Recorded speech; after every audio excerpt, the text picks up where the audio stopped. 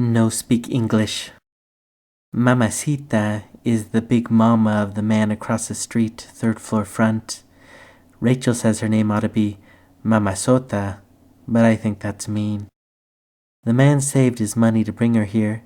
He saved and saved because she was alone with the baby boy in that country. He worked 2 jobs. He came home late and he left early. Every day. Then one day Mamacita and the baby boy arrived in a yellow taxi. The taxi door opened like a waiter's arm. Out stepped a tiny pink shoe, a foot soft as a rabbit's ear, then the thick ankle, a flutter of hips, fuchsia roses and green perfume. The man had to pull her. The taxi driver had to push, pull, poof.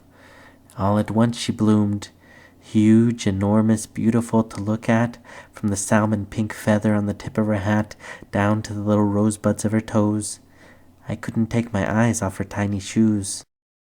Up the stairs she went with the baby boy in a blue blanket, the man carrying her suitcases, her lavender hat boxes, a dozen boxes of satin high heels.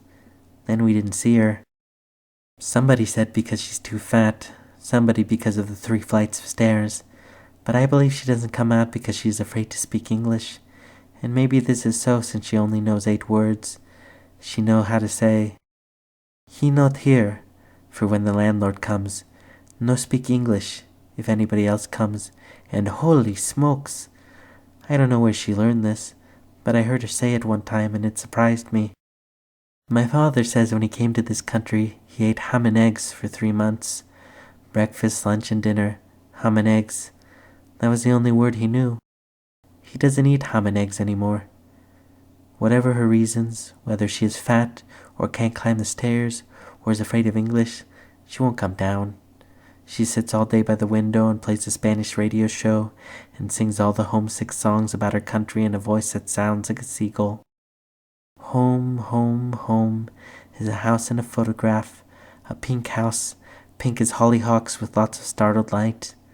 The man paints the walls of the apartment pink, but it's not the same, you know. She still sighs for her pink house, and then I think she cries. I would. Sometimes the man gets disgusted. He starts screaming and you can hear it all the way down the street. "Ay," she says.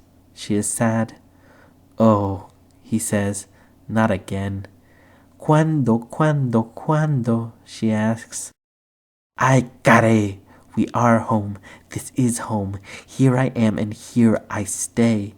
Speak English, Christ." "Ay, mamacita," who does not belong. Every once in a while lets out a cry, hysterical high, as if he had torn the only skinny thread that kept her alive, the only road out to that country. And then to break her heart forever, the baby boy, who has begun to talk, starts to sing the Pepsi commercial he heard on TV. "No speak English," she says to the child who is singing in the language that sounds like tin. "No speak English, and bubbles into tears. No, as if she can't believe her ears.